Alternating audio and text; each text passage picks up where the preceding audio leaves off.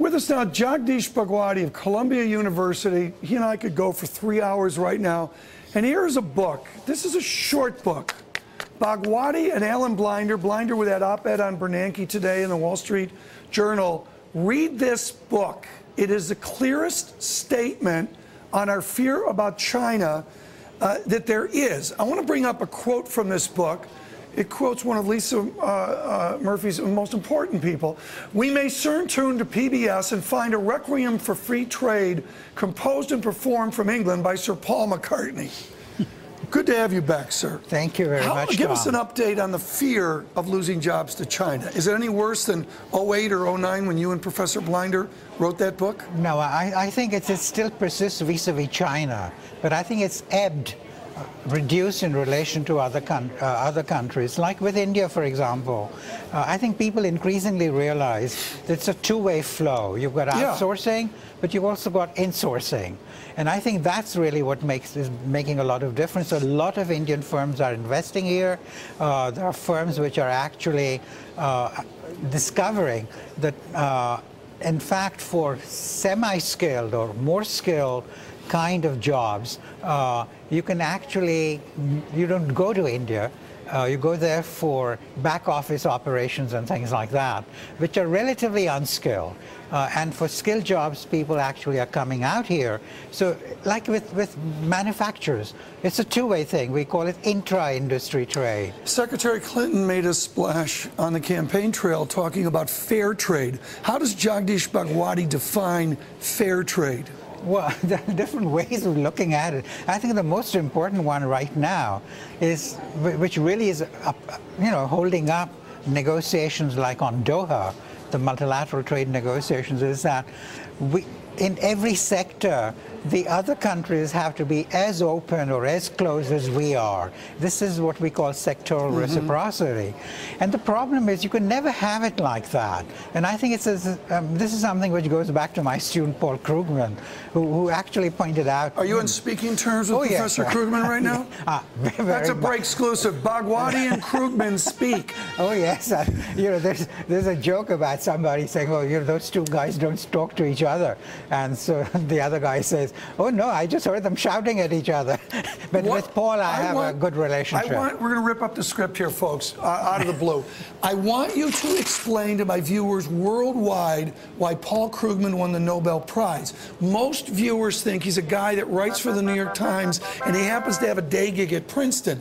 They don't know. His first paper was on Star Trek at Yale. Forget about that. Why did Paul Krugman win the Nobel Prize? Because I think he was one of the most creative people in international trade theory. And I think, the specific point, reason might have been something political, like he does. He writes on the liberal side, but that's not sufficient. That may explain the timing, perhaps, because the Nobel Prize committees are all sensitive to the rest of what's going on. But his work is fundamentally important. Atlantic Charter, World War II, GATT, all the courage out of the 50s to break down the blocks is the reason Doha failed and trade has come to a stasis. Is it because we've come so far with the good news that the next good news is just too hard to accomplish? I think this is sort of the theory about, you weeding a garden, and the worst weeds are left over till the end, if you're smart. We call that French agriculture.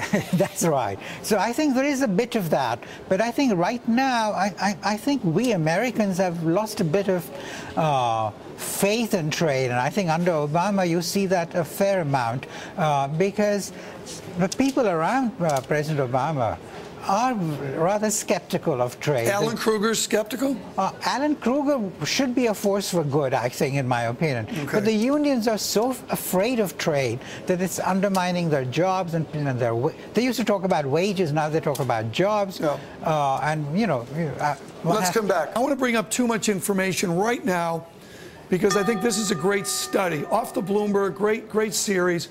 Bhagwati says calm down. You can see the chart down here, Professor. Yes. Bhagwati says calm down. China exports to the U.S.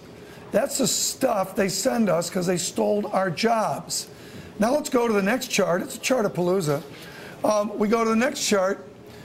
And that says, Bhagwati says, calm down even more. There's China imports from the U.S. That's our stuff going back to them. Now, they export a lot more to them, I would suggest, than we import to them.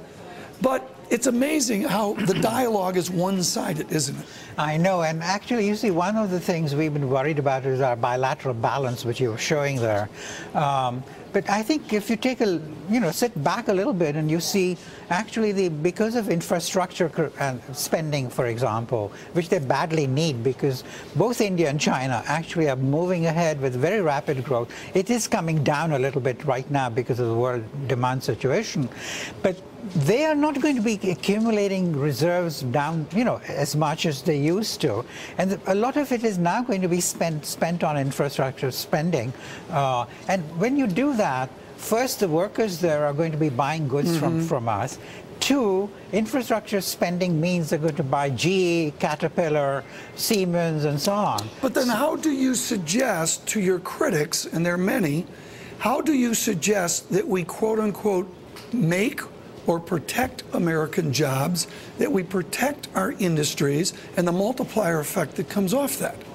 But I think, you see, when you get, you're talking about the short run now, because what I'm saying is, in a matter of a couple of years or so, the shift in the internal spending of China and of India too, is going to create demand for our goods. So we are going to be exporting more, and particularly in the manufacturing sector, where you have construction equipment, etc. So we need to relax a little bit. To the more they send us components, for example, and this is something with General Electric, for example, if it buys cheap components from abroad, inefficient components right now, that means its export capacity and potential increases. This is the point we used to make in developing countries. Second and third order effect. Yeah, because almost 90% of the exports, of the sales of GE are abroad. Right. Let's bring up an op-ed here. We got to get your question and the time we've got left on this. Ian Bremmer, I thought a smart note today in EFT. Greece is not leaving the Eurozone. Don't listen to the doom and gloom merchants. Greece's ratio of debt to GDP may have topped 1,000,000%, but its Eurozone status remains 100% secure. Bhagwati on this disaster that is the euro. Jeff Sachs was sitting here foaming at the mouth about it a couple weeks ago. Bhagwati on the euro. What do you think? Oh, I think it's a political decision. And I think, we can keep complaining that they haven't really stepped up to the plate so far. But the point is, nobody has a crystal ball which says, like next week or in a year from now, we're going to enter into this very dramatic downfall. Now, I think given that, it's only rational that you keep saying, okay, I'll do what seems necessary. If it happens, then I don't have to do the more dramatic stuff. Okay, just 30 seconds left. I was speaking with a member of the IMF from India the other day about the state of domestic politics in India. Is it a new India that we can look forward to in 5 years, or is it the same bureaucracy? Oh, no, I think now, because of these many scams which have been discovered and so on, I think the government is now doing what hasn't done so far, which is to try and build up the institutions to deal with governance. Because we were a democracy, so everybody assumed that was good enough. But the point is, democracy also needs institutions to, say, fight corruption. For politicians, for instance, to raise money legally like they do in this country. Because otherwise they'll go and be corrupt and raise money that way. So there are a variety of things which are now coming up. And I'm going to India in December to talk about this at a major lecture. Good. Thank you so much.